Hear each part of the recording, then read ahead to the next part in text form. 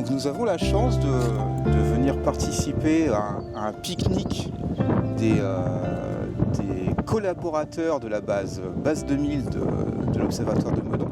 Donc nous avons eu la chance donc, de pouvoir visiter l'Observatoire et de pouvoir y pique-niquer. Donc comme vous pouvez le voir là-bas, donc, il y a la grande lunette, la coupole de la grande lunette historique de l'Observatoire. On a derrière nous, de l'autre côté, donc la coupole du 60 cm donc, qui sert aux étudiants.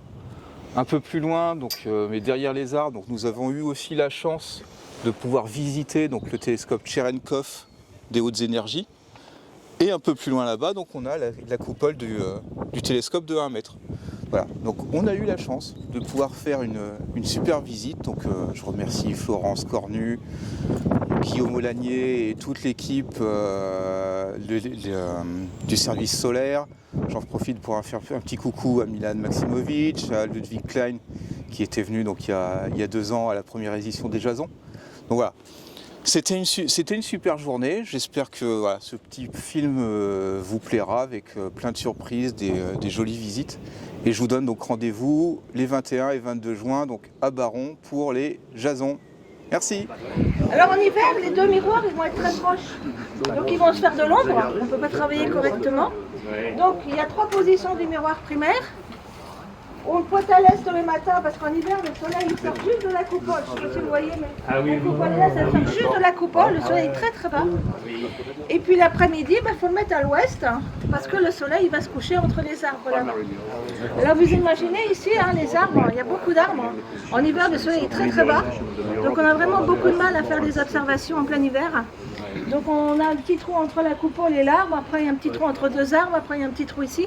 Donc l'hiver c'est quand même très compliqué. Alors l'été il n'y a pas de souci. Donc voilà, une fois qu'on fait ces réglages, et bien après on est à l'intérieur avec le spectroélément. Et on va faire, voilà.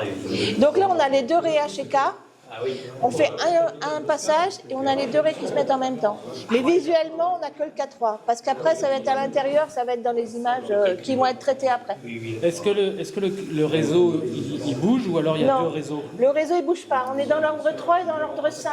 Ah, ok. Pour avoir les 2 spectres très proches. D'accord. Le réseau, il ne bouge plus. Il ne bouge plus, donc... Et c'est 300 au millimètre, le réseau. Et il est blasé à 17,7, je crois. 17,27. D'accord.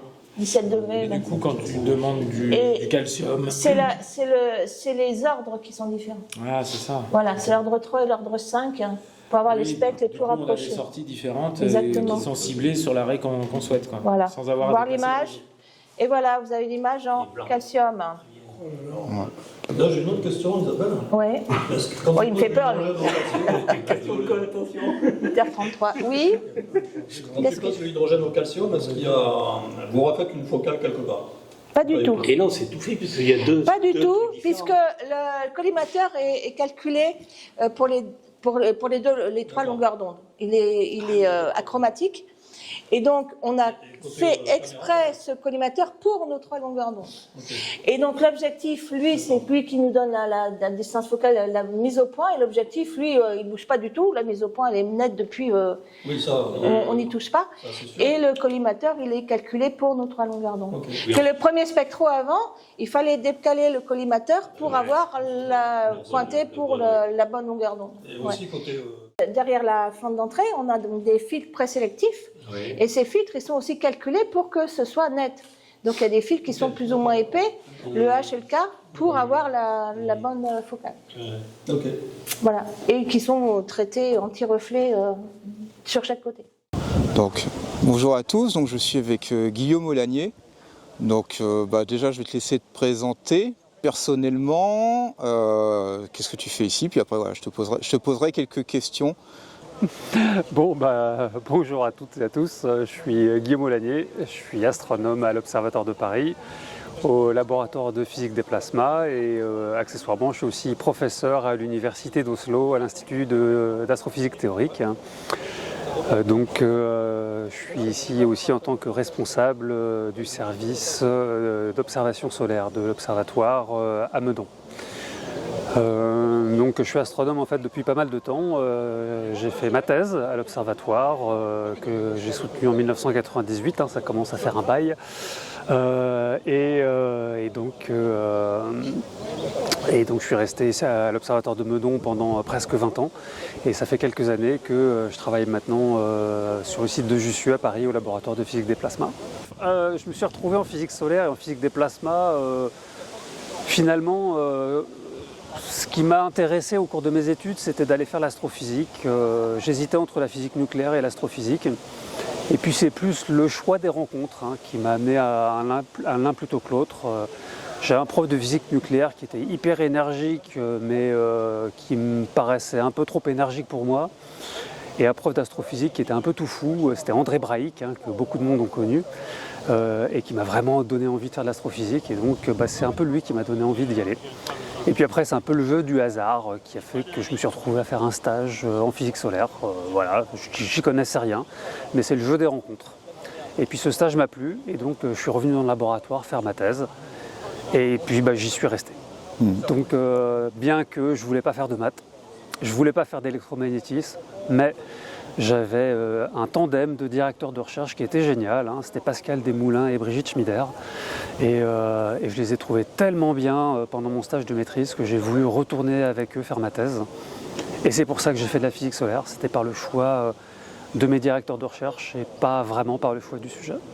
D'accord. Alors pour rebondir par rapport à ce que tu as dit justement, alors tu as fait tes études de physique un petit peu avant moi. Tu as eu la chance d'avoir le maître Braic en tant que prof à Paris 7. Moi j'ai eu Annie-Chantal Levasseur-Regour à Paris 6 pendant ma maîtrise. Tu as eu donc des directeurs de recherche à la fois masculins et féminins. Est-ce que pour toi, entre guillemets, l'apport féminin par rapport à l'apport masculin, est-ce que tu sens une différence d'un point de vue de l'analyse scientifique? Est-ce qu'un cerveau d'astrophysicien masculin est un peu le même qu'un cerveau d'astrophysicienne ou pas du tout? Est-ce que tu sens des différences? Que pourrait apporter une femme? Alors je dis pas ça parce qu'ici on manque de collaboratrices au niveau de la collaboration Solex ou Solap. Voilà. Qu'est-ce qui pourrait dire les femmes sur ces points-là, vous êtes merveilleuses, on a absolument besoin de vous dans les sciences? Vaste sujet. Oui, je sais, c'est pas facile.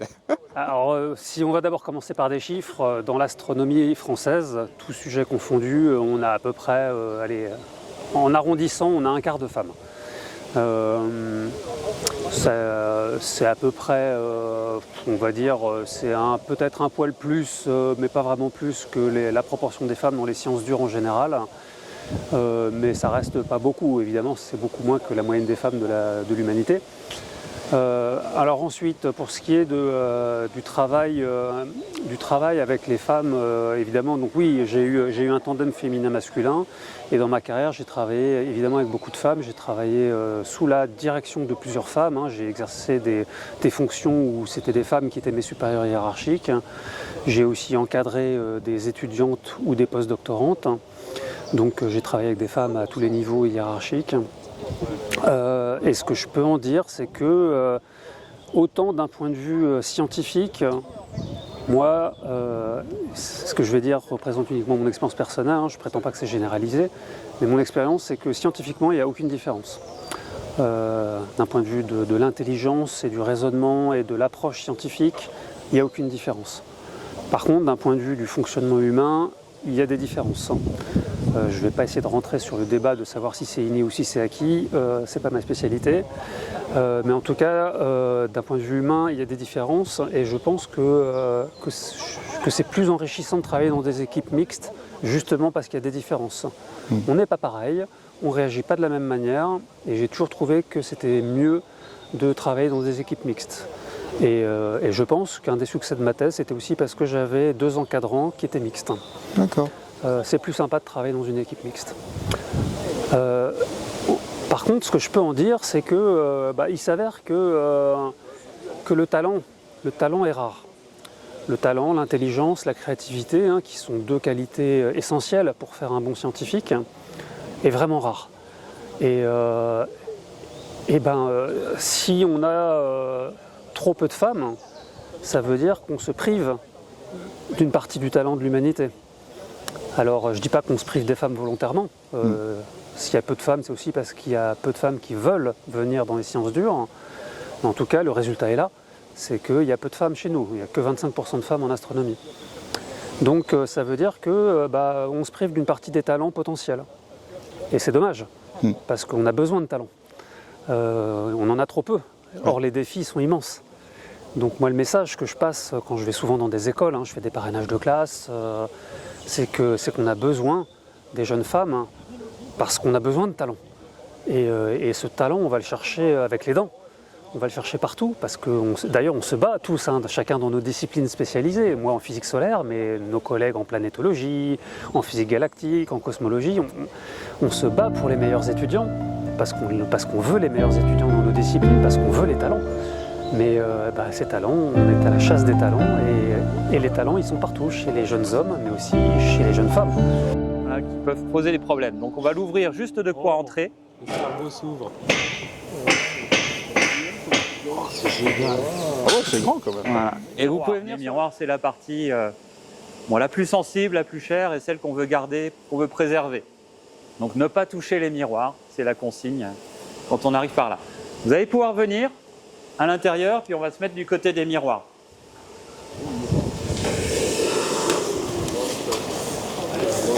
Hop, alors, oui, attention aux objets comme la lunette. On va retracer le fonctionnement de celui-ci. Juste là, on est dans l'astronomie de Cherenkov. En fait, là, vous avez le petit télescope de la famille des télescopes Cherenkov. Donc, c'est celui-ci. Ah d'accord. On est sur un miroir primaire de 4 mètres de diamètre. Alors, ce miroir est composé de différents pétales. Et vous voyez qu'il y a un miroir secondaire qui est là, qui de toute façon fait de l'ombre au milieu. Donc, on n'a pas besoin du milieu du miroir primaire. Quand on passe à la taille supérieure, et c'est ceux-là qu'on trouve en Namibie dans l'expérience S, c'est plutôt du 12 mètres de diamètre. Donc ça devient un appareil assez costaud, qui a plusieurs contraintes. Et puis on a des plus grands, alors il en existe notamment aux Canaries, qui font entre 23 et 28 mètres de diamètre. Donc nous, on veut voir un grand champ, en fait, en Cherenkov. On veut voir large, plusieurs degrés carrés. Et on veut voir un signal qui est très faible. On va parler du signal qu'on veut observer aussi après. C'est très faible lumineusement et très court en temps. Voilà un petit peu le principe qu'on va suivre. On a une source astrophysique, là, qui envoie un photon. Et effectivement, dans l'atmosphère, ce photon va heurter les molécules de l'atmosphère. Le photon va engendrer une cascade de réactions. C'est pire que mes élèves de 3e. Voilà, les 3e marqués, ils ne parlent pas parce qu'ils ne savent même pas ce que c'est un solstice d'été. J'ai eu des secondes hier, mais c'était une catastrophe. Solstice d'été, j'ai dit un gros mot, ils ne savent pas ce que c'est. Alors quand je parle de la fête le 21 juin, pourquoi on fait la fête de la musique le 21 juin? Parce qu'on s'amuse. Non, mais c'était une catastrophe, les secondes. Bon. Passons. Alors, ça, c'est la maquette de la tour solaire. Donc, le célestat, c'est 2 miroirs qui sont plus grands. En haut de la tour, on a une coupole qui va les couvrir. On a un faisceau qui va jusqu'en bas, qui réfléchit pour avoir un autre faisceau avec de nouveaux coudées, pour redescendre. Et perpendiculaire ici, qui sort ici, le spectrographe est ici. Le spectrographe, il fait 13 mètres de long. Moi, je suis grande, je peux vous dire que j'ai encore de la place au-dessus de moi. Le spectrographe, il est unique au monde. Et là, vous avez donc l'image du Soleil. Et donc, l'image du Soleil est tellement grosse qu'on ne peut pas avoir le Soleil entier. La différence avec la tour solaire est ici, c'est ce qu'on appelle le DPSM, le double passage soustractif multicanal. C'est une boîte à prises qui a été inventée par Pierre Main, qui est ici à l'Observatoire de Paris, qui est en retraite quand même depuis un moment. Et donc, on faisait des films argentiques comme ça. Enfin, c'est passé quand même en numérique. Mais vous avez donc le centre Rh-alpha et les ailes de l'arrêt. C'est-à-dire que la boîte à prismes, vous avez la lumière blanche en entrée, et ces prismes vont décomposer sur vers le rouge et vers le violet pour avoir en sortie une image entière. Moi, c'est les différentes longueurs d'onde l'une derrière l'autre. Ici, c'est au même moment. Et donc, on sélectionne où le centrerait avec une tache ou les protubérances. Là, vous avez des protubérances. Et donc, après, les chercheurs, ils travaillaient là-dessus avec du numérique, ils faisaient des mesures là-dessus. Ça, c'est vraiment des films 70 mm de la tour solaire.